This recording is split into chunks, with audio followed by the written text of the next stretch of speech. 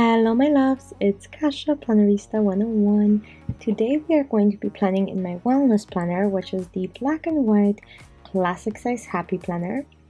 And as always, I'm going to be picking out a sticker book for a month. I found this color me happy for a significant reduction of the price. And I figured I might use this month. Colorful spreads are usually not very much my thing, but I think it might be something different and I might realize I like those. So that's what I'm going to be using in my wellness for the month of August, and I hope you guys enjoy this with me. And if you are already subscribed to my channel, thank you so very much.